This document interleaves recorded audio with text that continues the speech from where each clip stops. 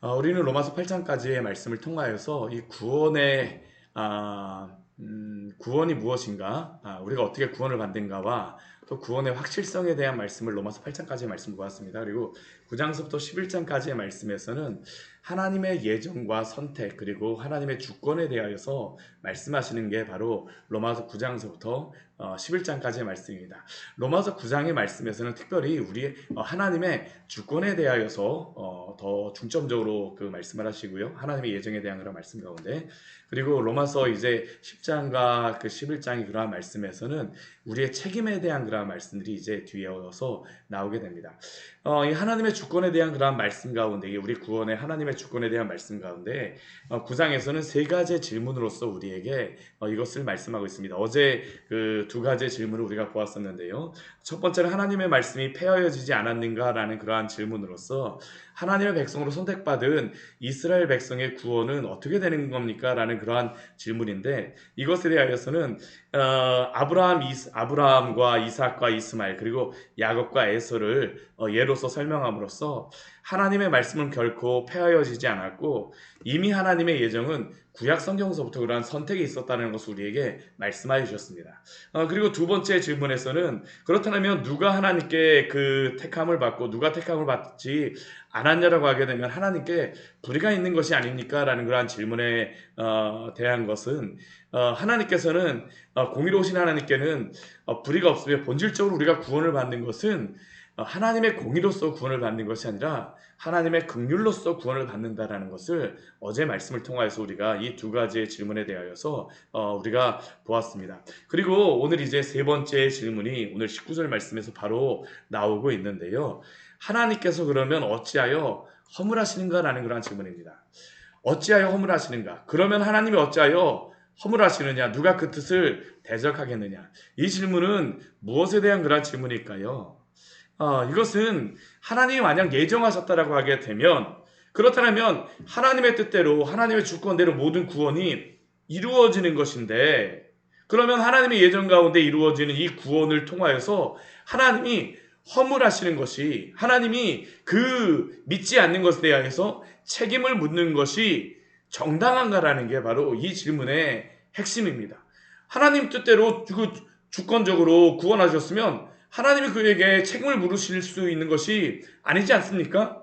우리에게도 바로 드는 질문이 바로 그것이죠. 하나님 마음대로 하시게 되면 하나님이 그렇게 심판하신다면, 하나님 주권대로 선택하지 않으셨다면 왜 그에게 책임을 물으십니까? 이렇게 하는 건 하나님이 그렇게 하시는 것이 너무나도 잔인하다라고 하는 그 마음이 인간의 마음속에 깔려 있는 것이죠. 사실 이러한 것은 인간이 범죄한 이래로, 아담이 범죄한 이래로 계속적으로 가져왔던 질문입니다. 아담과 하와가 선악과를 따먹고 하나님이 그 아담과 하와가 무화과 나무 뒤에 숨어서 무화과 나무 잎으로 가리고 있을 때 왜 하나님이 왜 선악과를 따먹었냐고 그들에게 질문하셨죠. 그런데 그들에게 질문하셨을 때, 먼저 그 아담에게, 남자에게 질문하셨을 때 아담이 무엇이라고 대답을 합니까? 내가 이 선악과를 따먹은 이유는 당신이 나에게 주신 그 여인 때문에 내가 선악과를 따먹었다라고 이야기합니다. 변명하는 것이죠. 여인도 그렇습니다. 여인도 내가 그걸 따먹은 이유가 뱀 때문이라고 변명을 합니다.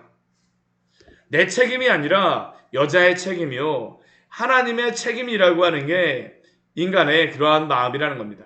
흡사 오늘 말씀과 비슷한 그러한 질문의 그러한 변명이죠.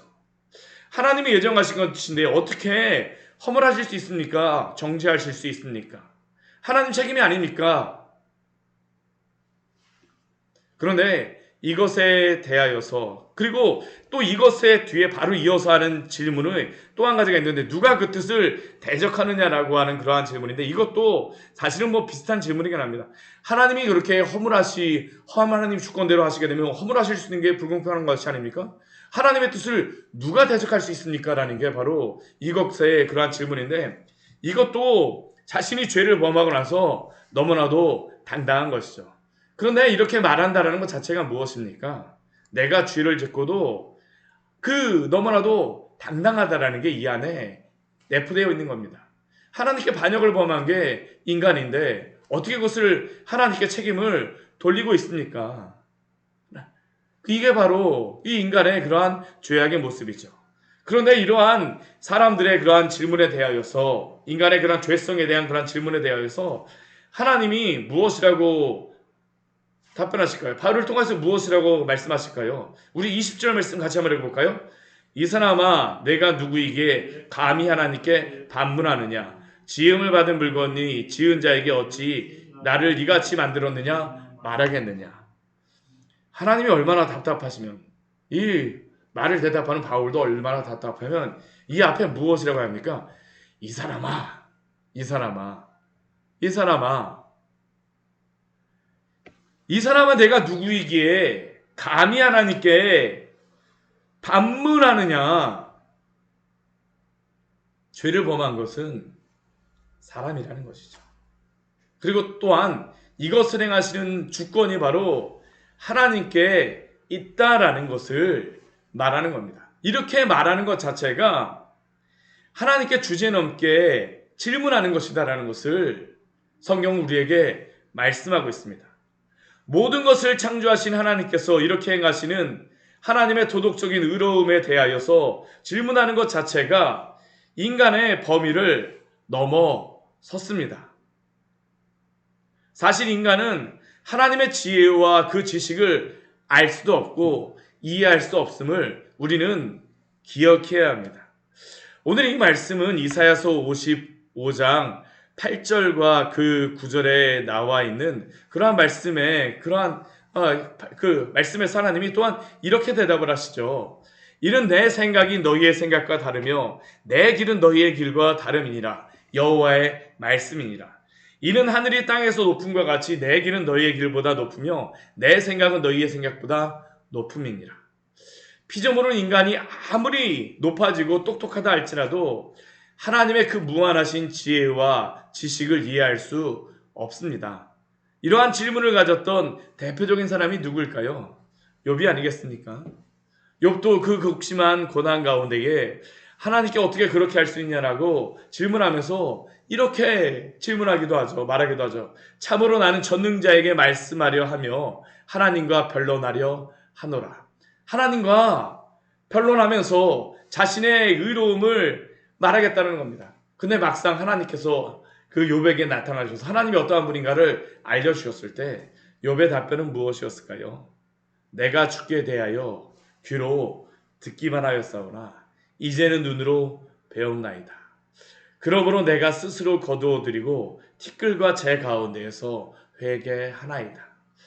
인간이 하나님에 대해서 알게 되게 되면 겸손해질 수밖에 없습니다. 하나님은 오늘 말씀하시는 것도 그거죠. 이 사람아 내가 누구이기에, 우리가 누구인가를 알라라는 겁니다. 그리고 이렇게 지음받은 물건이 지은 자에게 어찌 나를 이같이 만들었느냐라고 질문할 수조차 없다라는 거죠. 그러면서 한 가지 예로 무엇을 예로 말씀드리고 있습니까? 토기장이의 예를 말씀하고 있습니다. 토기장이가 진흙 한 덩어리로 귀 쓸 그릇을 만들고 하나는 천이 쓸 그릇을 만들었는데 그 만들어진 그 진흙이 이 토기장이에 대해서 왜 이렇게 말하였느냐라고 질문할 수 있느냐라는 게 바로 이 요지이죠. 사실 예레미야서 18장 1절에서부터 11절까지의 말씀을 보게 되면 이 토기장이에 대한 비유가 굉장히 자세하게 나와 있습니다. 근데 이 토기장이의 그 예레미야서의 말씀에서도 중요한 내용은 하나님의 주권 가운데 이스라엘 백성들을 하나님께서 토기장이로서 만드시기도 하고 부수시기도 하신다라는 겁니다. 중요한 것은 무엇일까요? 하나님께서 주권적으로 이러한 일들을 행하시지만 그러나 이렇게 하나님이 주권적으로 행하실 때에 하나님이 이 이스라엘 백성들에게 원하시는 그러한 내용이 있습니다. 그것은 가만히 있으라라고 말씀하시는 것이 아니에요. 우리 예레미야서 우리 말씀 같이 한번 찾아보도록 할까요? 우리 예레미야서 우리 18장 우리 10절과 우리 11절 말씀 우리 같이 한번 보도록 하겠습니다. 예레미야서 18장 10절과 11절입니다. 18장 10절과 11절 말씀입니다.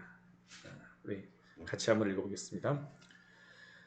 만일 그들이 나 보기에 악한 것을 행하여 내 목소리를 청종하지 아니하면 내가 그에게 유익하게 하리라고 한 복이 대하여 뜻을 돌이키리라.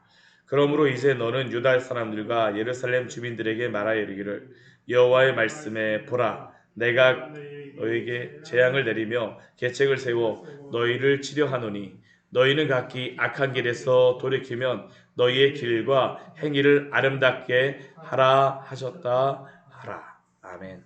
우리 여기서 말씀하시는 그런 내용도 무엇입니까? 이 앞에 말씀을 보게 되면 토기장에 대한 그런 비유가 동일하게 나오거든요.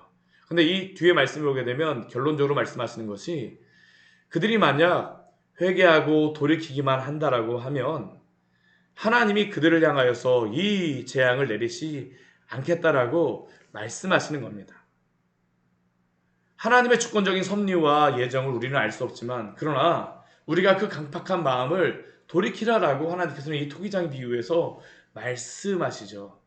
이것이 바로 피조물인 우리에게 요구하시는 하나님의 말씀입니다. 그래서 오늘 로마서 29장 22절과 23절 말씀에서도 그렇게 말씀하시는 겁니다. 만일 하나님이 그의 진도를 보이시고 그의 능력을 알게 하고자 하사 멸하기로 준비된 진노의 그릇을 오래 참음으로 관용하시고 또한 영광 받기로 예배하신 바 그 긍휼히 하심에 대하여 그 영광의 풍성함을 알게 하고자 하셨을지라도 무슨 말 하리요. 하나님께서 그 범죄한 그들을 향하여서 관용하시고 오래 참으시는 이유가 무엇입니까? 회개하고 돌이키기를 원하신다라는 겁니다. 오늘 우리에게도 말씀하시는 것이 바로 이것인 줄 믿습니다. 회개하고 돌이키라.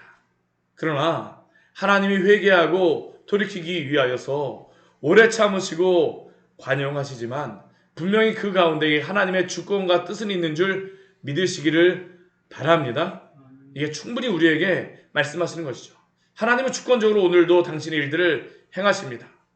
그리고 죄를 범하는 자에게 충분히 시간을 주셔서 오늘도 회개하기를 원하시는 것입니다. 회개하고 돌이키라.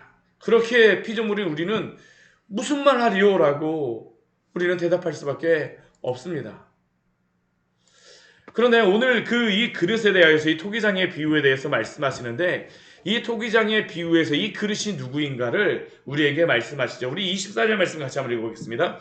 이 그릇은 우리니 곧 유대인 중에서뿐 아니라 이방인 중에서도 부르신 잔이라. 우리는 보통 이 토기장의 비유를 구약 성경에서만 보게 되면 이스라엘 백성들에 대해서만 말씀하신다고 생각하는데 아닙니다. 우리 로마서 말씀을 보게 되면 이 토기장의 비유로서 토기가 누구라는 것을 또한 이야기합니까? 이스라엘뿐만 아니라 이방인인 우리도 하나님의 토기다라는 것을 우리에게 말씀하고 있습니다. 이 그릇은 우리니 곧 유대인 중에서뿐 아니라 이방인 중에서도 부르신 잔이라. 그런데 이 토기장으로서 부르신 이 이방인도 그렇고 유대인도 그렇고 이스라엘 백성도 그렇고 중요한 것이 무엇입니까? 하나님의 부르신 그러한 토기가 있다라는 겁니다. 오늘 우리 9장 25절과 26절 말씀을 보게 되면 호세아에 대한 그러한 말씀을 인용하는 게 나오고요. 27절부터 29절까지의 말씀을 보게 되면 이사야 말씀을 인용하는 그러한 말씀이 나옵니다. 호세아서를 통하여서는 이방인 중에서도 하나님이 하나님의 자녀를 부르셨다라는 것을 우리에게 말씀하고 이사야서를 통하여서는 유대인이라 할지라도 모두 선택된 자녀가 아니라 남은 자만이 하나님의 자녀라는 것을 말씀하고 있습니다. 우리 25절 말씀에 보게 되면 호세아의 말씀을 인용하고 있죠. 호세아의 글에도 이르기를 내가 내 백성 아닌 자를 내 백성이라 사랑하지 아니한 자를 사랑한 자라 부르리라. 이것은 무엇에 대한 말씀입니까? 호세아의 그러한 말씀은 하나님께서 호세아의 자녀를 통하여서 그 하나님의 마음을 말씀해 주시는 것이죠. 호세아에게는 3명의 자녀들이 있었습니다. 첫 번째 그 자녀의 이름, 아들의 이름은 이스라엘로서 이스라엘하고 비슷한 그렇게 들리는데 이 이스라엘이라는 이름은 어떤 뜻이냐면 심다, 흩뿌리다라는 그런 의미가 있습니다. 그래서 호세아서 1장 4절 말씀을 보게 되면 하나님께서는 그 범죄한 이스라엘 백성을 징계하심으로 이 세상에 흩뿌리게 하시겠다라는 게 바로 이 이스라엘이라는 이름을 통하여서 주시는 그러한 의미였습니다. 그리고 두 번째 그 호세아의 그 자녀의 이름이 나오는데 이 그 두 번째 자녀의 이름은 로루하마라는 그러한 의미입니다. 루하마가 긍휼하심이라는 그러한 의미인데 로라는 의미는 영어의 노하고 똑같습니다. 그래서 긍휼하심이 없다라는 의미입니다. 사랑받지 못하는 자. 이게 바로 두 번째 자녀의 의미죠. 첫 번째는 하나님께 심판을 받으러 흩뿌리셨다. 두 번째는 긍휼함을 받지 못하는 자.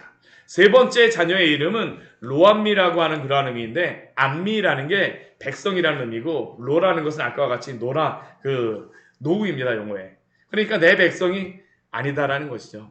하나님이 이 세 명의 자녀의 이름을 왜 이렇게 짓게 하셨을까요? 호세아의 아내였던 고멜이 그 호세아를 떠나자 호세아의 마음과 같이 이스라엘 백성을 이렇게 하시겠다라는 겁니다. 죄를 범한 그러한 백성들을 흩뿌리시고 긍휼을 베푸리지 않으시고 내 백성이 아니다라고 심판하시겠다는 거죠. 그런데 하나님이 그렇게 내버려 두시지 않습니다. 바로 그 뒤에 말씀을 보게 되면 그 자녀들의 이름을 바꾸세요. 첫째 아들의 이름을 이스라엘 그대로 유지하시는데 이스라엘이라는 것은 흩뿌리다. 세상 속에 흩뿌리다라는 의미도 있지만 반대편으로서는 흩뿌리는 것이 이스라엘에서 또한 심는 것입니다. 내가 이스라엘 백성을 이곳에 심어서 다시 생존하게 하겠다.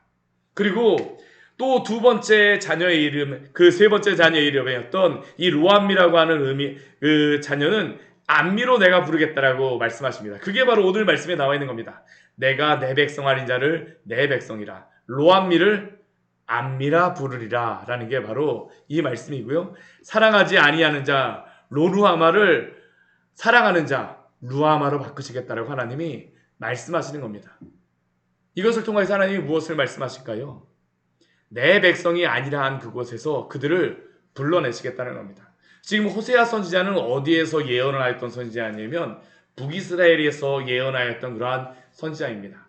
북이스라엘은 하나님께 범죄함으로 말미암아 아수르에게 멸망하고 그 아수르에게 멸망하여서 아수르에 붙잡혀가서 다 흩어져 버렸습니다.